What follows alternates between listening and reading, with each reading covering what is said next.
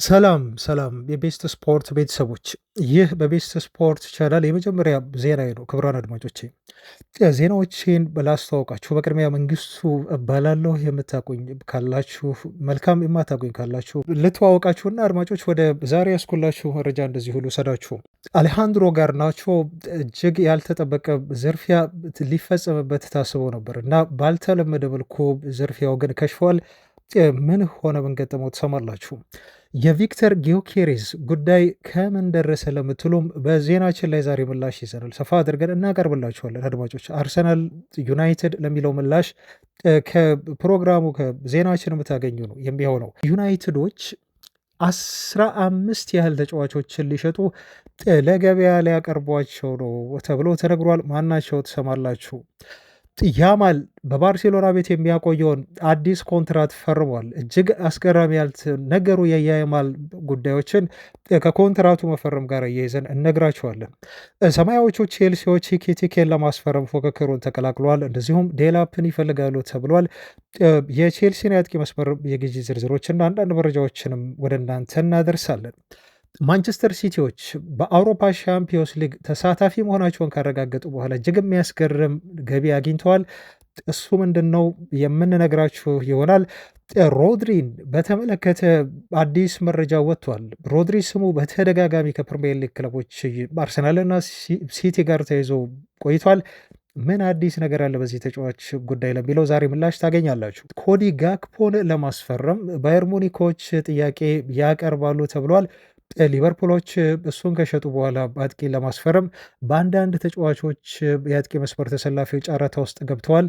ይህንንም ከዜናችን የምትሰሙ ይሆናል። እስከ መጨረሻው ቪዲዮውን ላይክ በማድረግ አድማጮች እንድታበረታቱን፣ ሼር፣ ሰብስክራይብ እንደዚሁም ኮሜንት በማድረግ ሀሳብ አስተያየቶቻችሁን እንድታሰፍሩ ብየጋበዝኩ በቀጥታ ወደ መረጃዎቻችን እንለፍ። መልካም ቆይታ።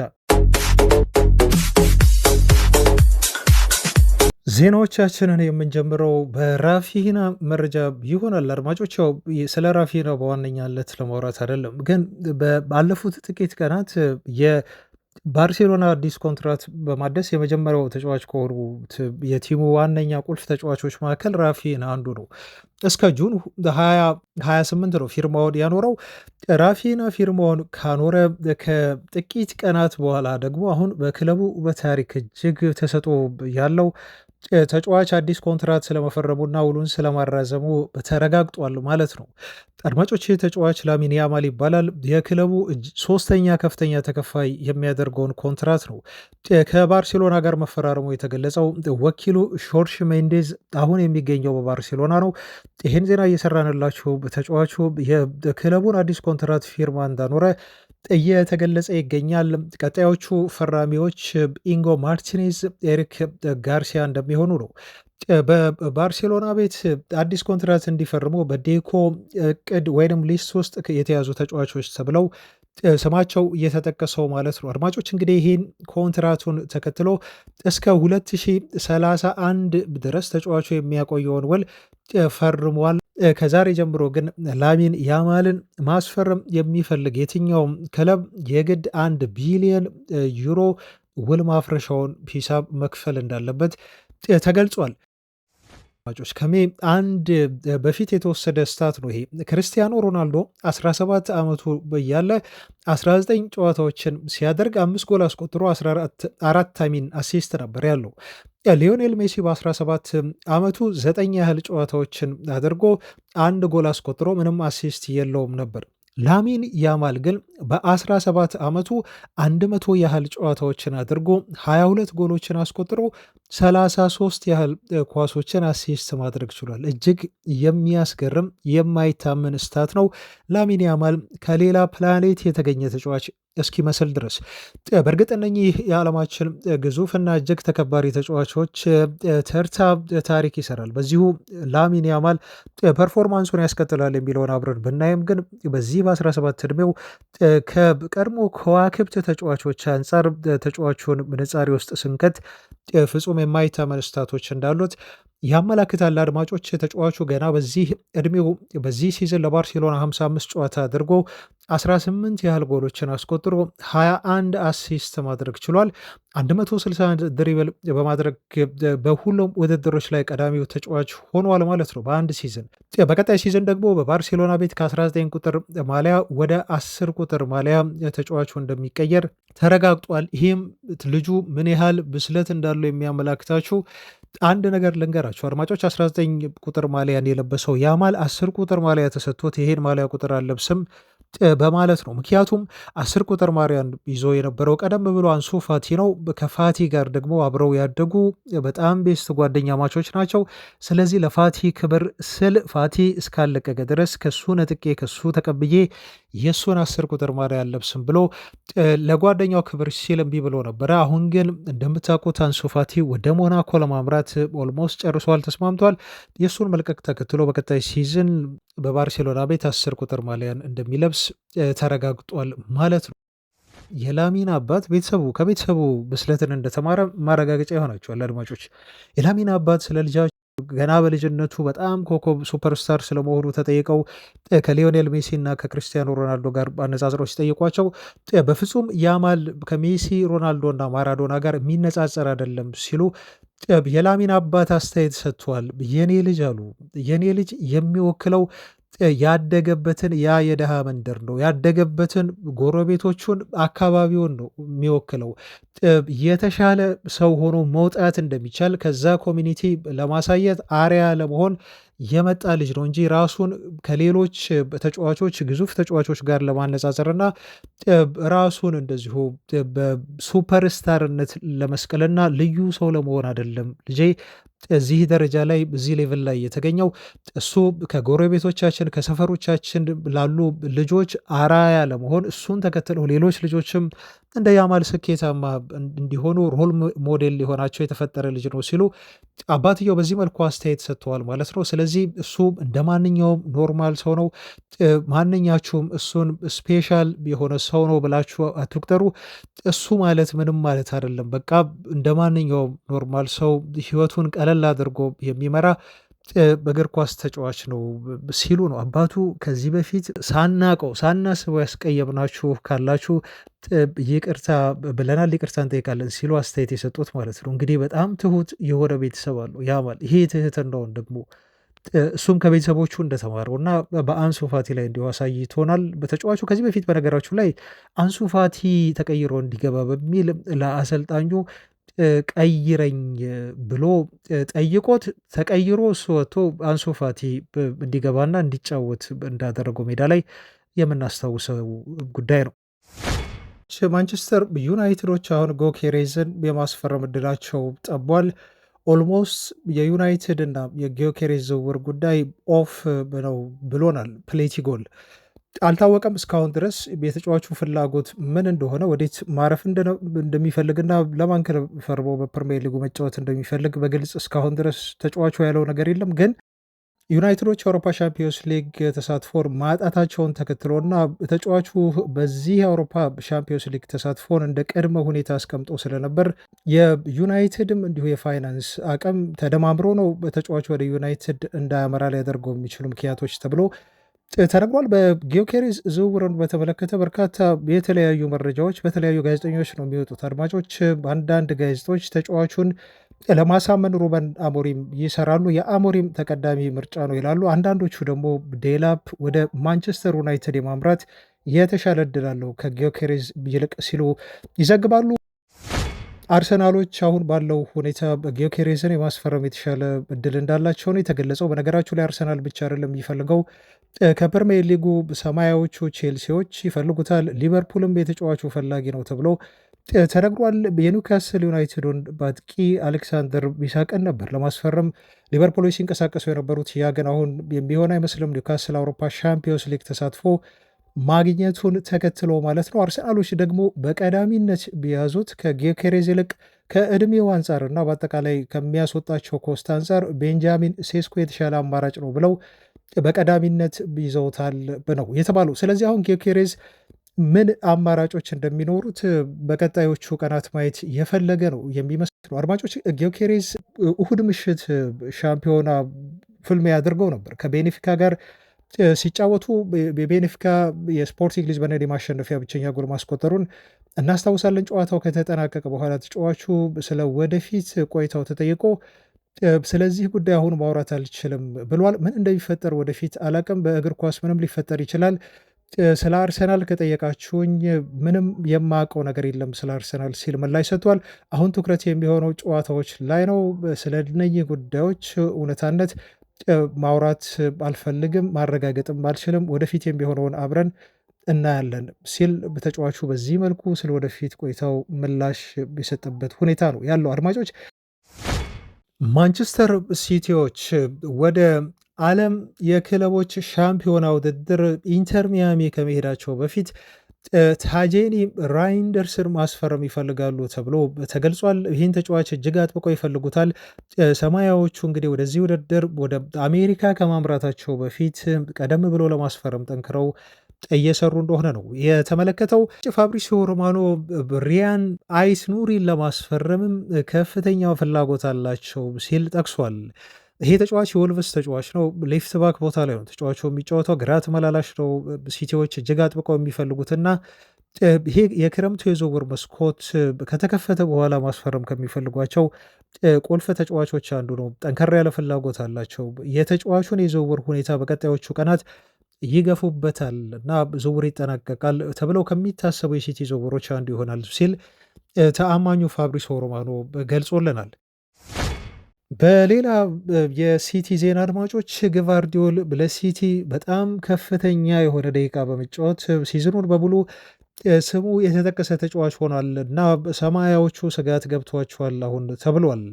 4513 ያህል ደቂቃዎችን ነው ለሲቲ በዚህ ሲዘን ጨዋታዎችን ማድረግ የቻለው። ይሄ ደግሞ ከየትኛውም ተጫዋች በላይ ያስቀምጦታል።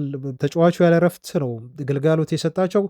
እንደዚህ አይነት የተጋነነ ደቂቃ ደግሞ አንድን ተጫዋች ማጫወት ለጉዳት ይዳርጋል ብለው ስጋት ገብቷቸዋል ተብሏል። ዘሲቲዝኖች እንግዲህ ሮድሪ እንደምታውቁት ከፍተኛ የሆነ ከባድ ጉዳት ደርሶበት ቡድኑን ሲዝኑን ሙሉ ሳያገለግል ኦልሞስት መቅረቱ ይታወቃል እና የሮድሪ በጉዳት ምክንያት ከዚህ ሲዝኑ ውጭ መሆን በሊጉ ሻምፒዮንነት ተጽዕኖ አሳድሮብናል።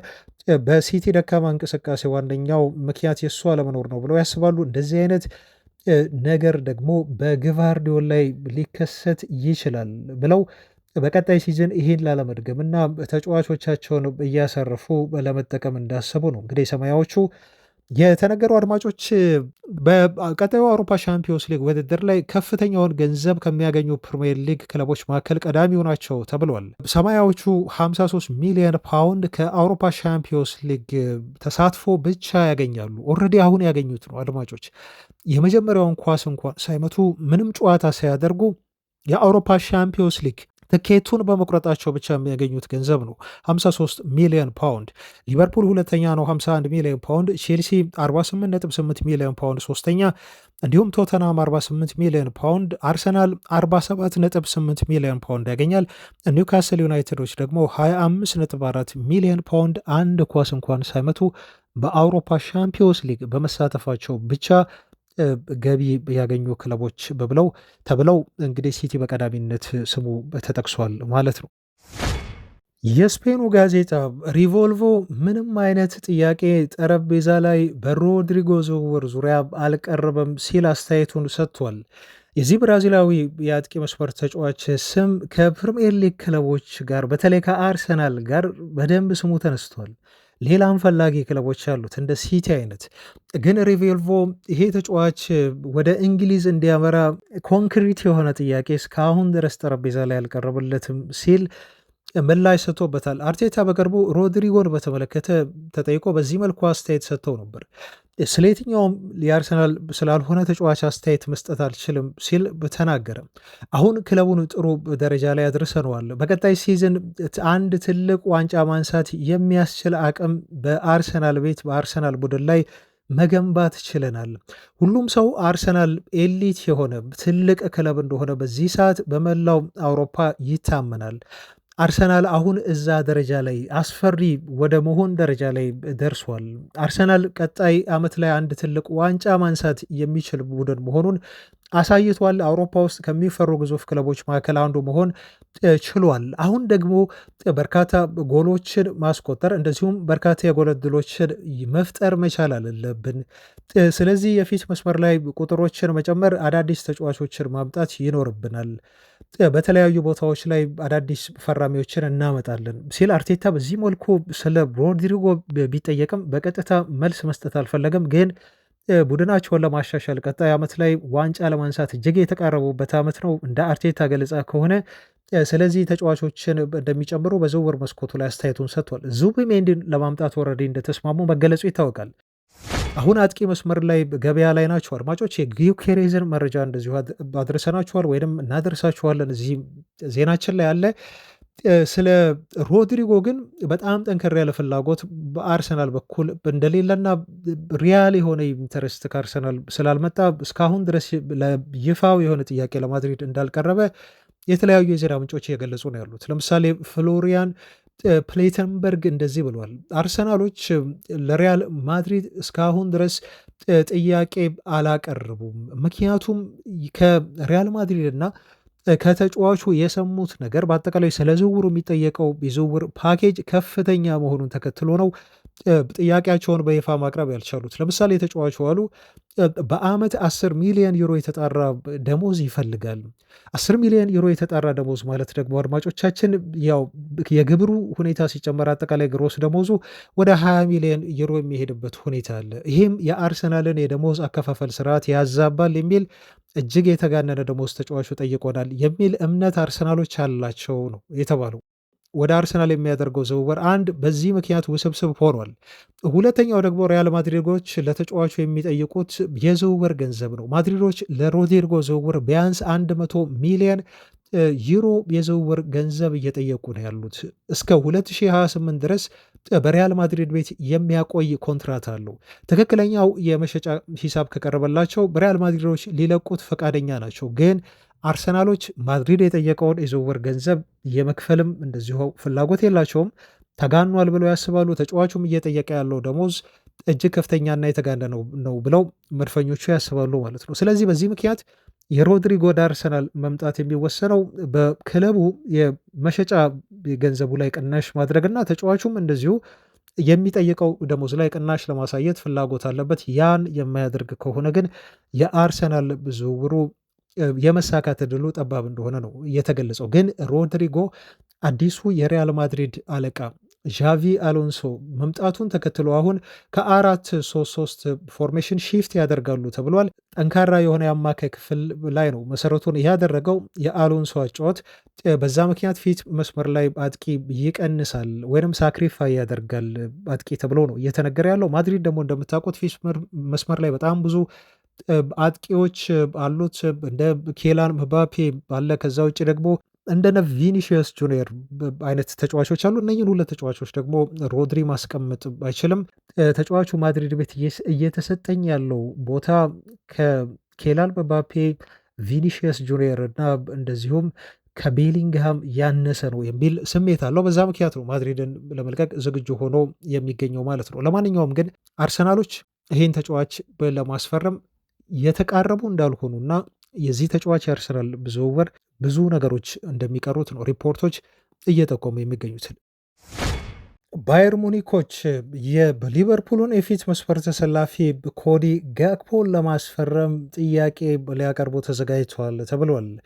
እንግዲህ እንደኚህ የባቫሪያኑ ቲም የሊጋቸው ሻምፒዮን ከሆኑ በኋላ ቡንደስሊጋውን ካነሱ በኋላ ፊት መስመር ላይ ተጫዋቾችን መጨመር እንደሚፈልጉ ተገልጿል። በተለይ ይሄ ሌፍት ሳይደድ በሆነ ቦታ ላይ ነው ሃይ ፕሮፋይል ያለው ተጫዋች መጨመር የፈለጉት። ስለዚህ ሌፍት ዊንገር ይፈልጋሉ ተብሎ ተገልጿል።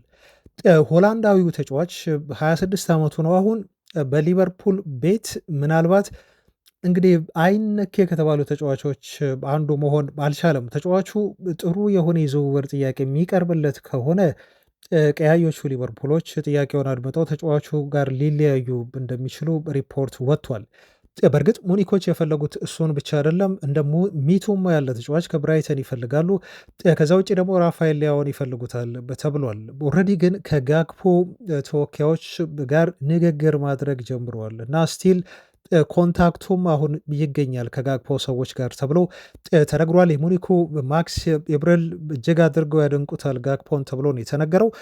ስለዚህ በሊቨርፑል ምናልባት በጣም ጥሩ የዝውውር ገንዘብ ከቀረበላቸው ይህን ተጫዋች በመሸጥ ሌላ አዲስ አጥቂ ለማስፈረም ጥረት ያደርጋሉ ሊቨርፑሎች ተብሎ ነው እየተገለጸ የሚገኘው። እንደ ኢኪቲኬን የመሳሰሉ ከዛ ውጭ ደግሞ የአይዛክም እንዲሁ ፈላጊ እንደነበሩ ይታወቃል። ኢኪቲኬንም ለማስፈረም ከአርሰናል፣ ቼልሲ እና ዩናይትድ ጋር ፉክክር ውስጥ መሆናቸው እንደዚሁ ተገልጿል እና እስከ 2028 ድረስ ኮንትራት ቢኖረውም ኮዲ ጋክፖ በሊቨርፑል ቤት እሱን ሸጠው ሌላ አጥቂ የማምጣት እቅድ አላቸው ተብሎ ተገልጿል ማለት ነው። በየቦታው ተጫዋቾችን እያስፈረሙ ቡድናቸውን እያጠናከሩ የሚገኙት ሊቨርፑሎች ኢዛክ ወደ ሊቨርፑል እንዳይመጣ ከሆነበት ትልቁ ምክንያት አንዱ ዩናይትድ ነው።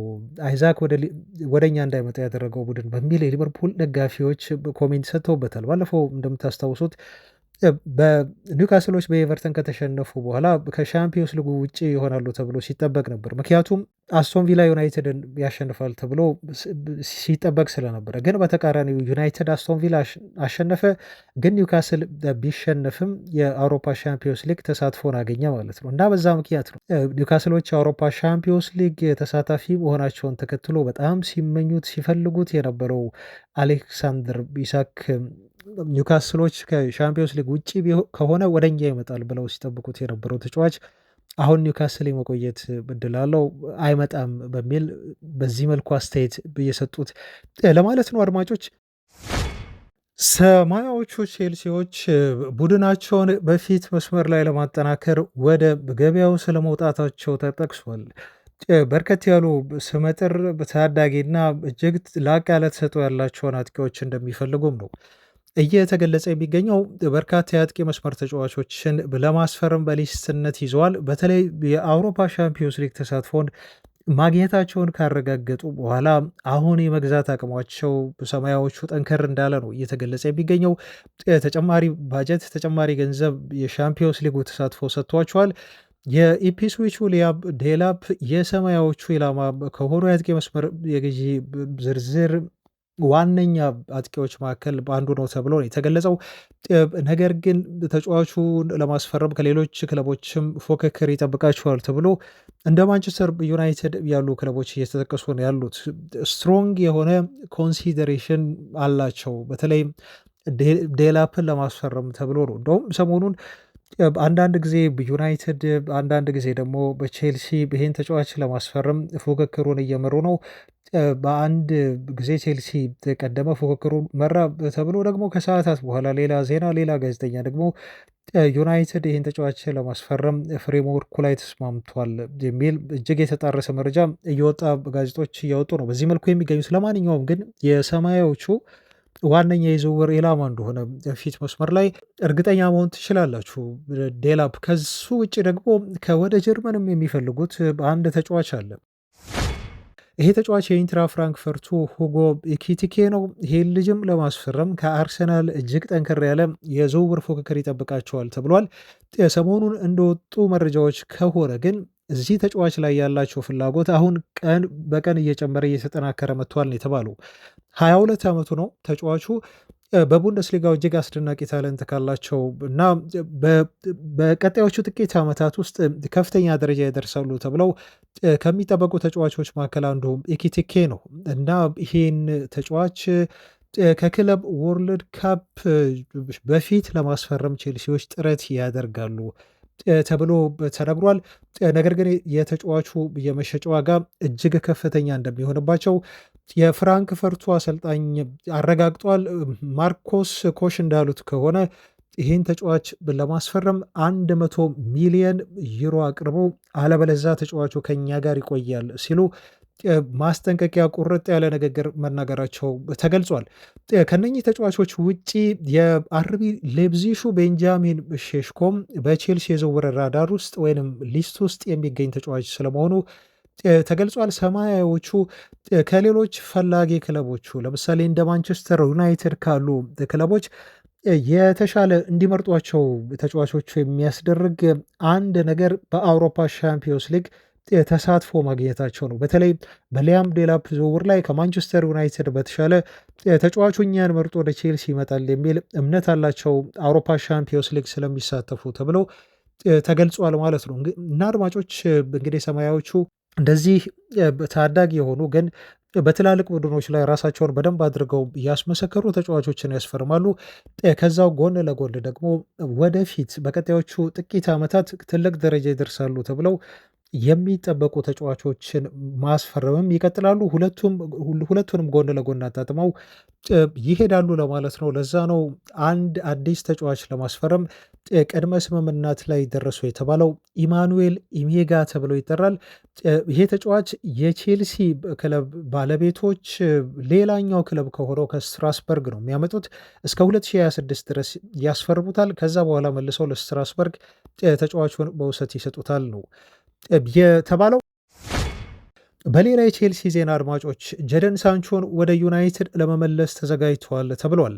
ተጫዋቹን በቋሚ ኮንትራት 25 ሚሊዮን ፓውንድ ከፍለው የማስፈረም አማራጭ ነበራቸው። ግን ይህንን አማራጭ ለመጠቀም ሰማያዎቹ እያሰቡ አይደለም። ከዛ ይልቅ ቅጣቱን 5 ሚሊዮን ፓውንድ ክፍያ ፈጽመው ወደ እናት ክለቡ ማንቸስተር ዩናይትድን ሳንቾን ሊመልሱት ወስነዋል የሚል ሪፖርት ወጥቷል። ግን የኢንዲፐንደንቱ ጋዜጠኛ ሚጉል ዴልኔ እንዳለው ከሆነ ሳንቾ ወደ ዩናይትድ ይመለስ ወይስ ደግሞ በቋሚ ኮንትራት ቼልሲ ቤት ይፈርም የሚለው ላይ ክለቡ የሲዝኑ መጨረሻ ሰሚት አለው ወይም ስብሰባ አለ። ፖስት ሲዝን ሰሚት ይባላል። እዚህ ስብሰባ ላይ የኮንፈረንስ ሊጉን የፍጻሜ ጨዋታ ካደረጉ በኋላ ውሳኔ ይሰጡበታል። ከዛ በኋላ ሳንቾ ይቆይ ይልቀቅ የሚለው እልባት ያገኛል፣ ምላሽ ያገኛል ተብሎ ተነግሯል። አድማጮች እስካሁን ድረስ ሳንቾ 40 ጨዋታዎችን ለቼልሲ አድርጎ የተጫወተው ደቂቃ ግን 2348 ነው። 4 ጎል ብቻ ሲያስቆጥር 10 አሲስት ማድረግ ችሏል። ጎል ኮንትሪቢሽኑ 14 ነው። ትልልቅ ቻንሶችን 11 ሲፈጥር ቻንስ ክሬት ያደረገው በአጠቃላይ ደግሞ 53 ላይ ተቀምጧል ማለት ነው። ሰክሰስፉል ድሪብል ያደረገው ደግሞ 60 ጊዜ ነው። ምናልባት በዚህ ሰዓት የቼልሲ ደጋፊዎች በክለባቸው እንዲቀጥል ከማይፈልጉት እና በርካቶቹ እንዲለቅ ከሚመኙት እና በቋሚ ኮንትራት በቼልሲ ቤት እንዳይፈርም ከሚፈልጉት ተጫዋቾች መካከል አንዱ ሳንቾ እንደሆነ ነው የሰማያዎቹ ደጋፊ ከሚሰጡት አስተያየት መታዘብ የሚቻለው። የናፖሊው ዳይሬክተር ጂኦቫኒ ማና በበኩላቸው ከዩናይትድ ጋር በቀጣይ ሳምንት ለመነጋገር ተቀጣጥረዋል ተብሏል። ይህን ቀጠሮ ያደረጉት በአሌሃንድሮ ጋርናቾ ዝውውር ላይ ለመደራደር እንደሆነ ነው የተገለጸው። እንግዲህ ከዩናይትድ ያስፈረሟቸውን ተጫዋቾች ናፖሊዎች በጣም ውጤታማ አድርጓቸዋል። ኮዴቶን እንዲሁም የጣሊያን ሴሪያን እንዲያሸንፉ ሆነዋል። አድማጮች በእርግጥ ከዚህ በፊት ለዩናይትድ ተጫውቶ ያውቃል ሮሜዮ ሉካኩ። እንዲሁም በ30 ሚሊዮን ዩሮ የሸጡት ማክቶመኔ የሴሪያው ምርጥ ተጫዋች በመባል ናፖሊዎች ሻምፒዮን እንዲሆኑ ከረዱ ተጫዋቾች መካከል ዋነኛው መሆን ችሏል እና የዩናይትድ እና የናፖሊ የተጫዋቾች ዝውውር ግንኙነት በጣም በጥሩ ደረጃ በጥሩ ሁኔታ እየሄደ ይገኛል። አሁን ደግሞ አሌሃንድሮ ጋርናቾን ወደ ናፖሊ እንዲያመራ ለማድረግ ሁለቱ ክለቦች ቀጠሮ ስለመያዛቸውና ንግግር እንደሚያደርጉ አይፔፐር ዘግበዋል። ባለፈው ጃንዋሪ ላይ ተጫዋቹን ለማስፈረም ጥረት አድርገው ወደ 45 ሚሊዮን ፓውንድ አቅርበው ነበር። ዩናይትዶች ግን 60 ሚሊዮን ፓውንድ ካልሰጠችውን በሚል የተጫዋቹን የናፖሊ ዝውውር ጥያቄ ውድቅ ማድረጋቸው እንዲሁ ይታወሳል። ዩናይትዶች ከቀድሞ ተጫዋቻቸው ሽያጭ ከፍተኛ ገንዘብ ሊያገኙ እንደሆነ ተነግሯል። ይሄ ተጫዋች ካሬራስ ተብለው ይጠራል። አንዳንዶቹ እንግዲህ ፈርናንዴዝ እያሉ ይጠሩታል። ተጫዋቹ በማንቸስተር ዩናይትድ አካዳሚ ያደገ ነው እና ባለፈው ክረምት ላይ ነበር በኤሪክ ቴናግ እንደማይፈለግ ተነግሮት በ5 ሚሊዮን ፓውንድ ለቤኔፊካ የተሸጠው። አሁን ታዲያ ይህን ተጫዋች ወደ ስፔን ለመመለስ ሪያል ማድሪዶች በዚህ ሳምንት ድርድር ማድረግ እንደሚጀምሩ ፋብሪሶ ሮማኖ ዘግበዋል ማለት ነው። አድማጮች የዚህ ተጫዋች ኮንትራት ላይ ወደ 42 ሚሊዮን ፓውንድ ውል ማፍረሻ አለን የተባለው ይሄ ማለት 50 ሚሊዮን ዩሮ ይጠጋል። ይህን ገንዘብ ታዲያ ከፍለው ሪያል ማድሪዶች ተጫዋቹን የሚያስፈርሙት ከሆነ ዩናይትዶች ለቤኔፊካ ተጫዋቹን ሲሸጡት በተስማሙት ስምምነት መሰረት ከ16 ሚሊዮን ፓውንድ እስከ 20 ሚሊዮን ፓውንድ በሚጠጋ ገንዘብ ወደ ኪሳቸው ያስገባሉ። ምክንያቱም 50 በመቶ የተጫዋቹን ሽያጭ መብት ዩናይትዶች ይዘዋል ተብሎ ነው የተገለጸው። እንግዲህ እንደ ፋብሪሶ ሮማኖ ዘገባ ከሆነ የማንቸስተር ዩናይትድ መብት ከ40 እስከ 50 ሊደርስ ይችላል። ስለዚህ የሚያገኙት ገንዘብ እንግዲህ አይታወቅም ምን ያህል እንደሆነ በትክክል የተቀመጠ ቁርጥ ያለ ሂሳብ የለም። ግን ከ16 እስከ 20 ሚሊዮን ፓውንድ ድረስ ያገኛሉ ተብሎ ነው የተነገረው። ይሄ ገንዘብ ደግሞ እንግዲህ ችግር ላይ ላለው ዩናይትድ ለዝውውር የሚጠቅማቸው እንደሚሆን ይታመናል። አልቫሮ ካሬራስ የሪያል ማድሪድ ዝውውርን ተቀብሎ ተጫዋቹ በግል ጉዳዮቹ ላይ ሙሉ ለሙሉ ተስማምቶ ጨርሷል። አሁን የቤኔፊካና የሪያል ማድሪድን ስምምነት ብቻ እየተጠባበቀ እንደሆነና የተጫዋቹ ድርድር በዚህ ሳምንት እንደሚደረግ ነው ፋብሪሶ ሮማኖ የዘገበው። አድማጮች በዚህ ክረምት የዝውውር መስኮት ብቻ የዩናይትድ የሲዝኑ የመጨረሻ ጨዋታ ላይ ኤሪክ ቴናክ ትልቅ ለውጥ እንደሚኖር በዩናይትድ ቤት በቀጣይ ሲዝን እንዲሁ ለደጋፊዎች ተስፋ መስጠታቸው ብዙ ለውጦችን ሊያመጡ እንደሚችሉ መናገራቸውን ታስታውሳላችሁ። በርካታ ተጫዋቾች ታዲያ ከዩናይትድ ሊሰናበቱ እንደሚችሉ እየተዘገበ ይገኛል። ወደ 15 ያህል ተጫዋቾች ዩናይትድን ሊለቁ ይችላሉ ተብሎ መነገሩ ይሄ ያልተለመደ ሆኗል። አድማጮች ከሚለቁ ተብለው ስማቸው ከተጠቀሱ ተጫዋቾች መካከል ካሳሜሮ ይገኛል፣ ሃሪ ማጉዌር፣ እንዲሁም ሉክሾው፣ አንድሬ ኦናና፣ አሌሃንድሮ ጋርናቾ እንዲሁም ሆይለንድ፣ ኮቢ ሜኖ እና ብሩኖ ፈርናንዴዝ ጥሩ የሆነ የዝውውር ጥያቄ የሚቀርብላቸው ከሆነ ዩናይትዶች የእነኝን ተጫዋቾች ሽያጭ ያደምጣሉ ብሎናል ሚረር የተባለው ጋዜጣ። ከዛ ውጪ ከክለቡ ውጪ በውሰት ተሰጥተው እየተጫወቱ ያሉ ተጫዋቾች አሉ እንደ ራሽፎርድ፣ ሳንቾ እና አንቶኒን የመሳሰሉ እንደዚሁም ማሌሲያ ይገኛል። እነኚህም ተጫዋቾች ከክለቡ በሽያጭ መልክ ይለቃሉ ተብሎ የሚጠበቁ ተጫዋቾች ናቸው። ከዛ ውጪ ኢቫንስ፣ ሊንደሎፍ፣ ኤሪክሰን እና ቶም ሂተን የመሳሰሉ ተጫዋቾች ከዩናይትድ ጋር ያላቸው ኮንትራት ስላበቃ ከዩናይትድ ጋር እንደሚለያዩ ቀደም ተብሎ መገለጹም ይታወሳል። ስለዚህ ወደ 15 የሚያህሉ ተጫዋቾች ዩናይትድን ሊለቁ የሚችሉበት እድል አለ ተብሎ ነው እንግዲህ ዩናይትድ በቀጣይ ክረምት ላይ በርካታ ስራዎች በዝውውር እንቅስቃሴ እንደሚጠብቀው ከወዲሁ እየተዘገበ የሚገኘው።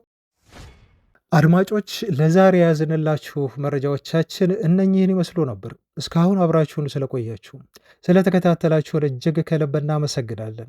ነገም በተመሳሳይ አዳዲስ ለየት ባሉ ጥሩ ጥሩ መረጃዎችን ይዘንላችሁ እንገናኛለን። እስከዛው ሰላም ሁኑ። ባባይ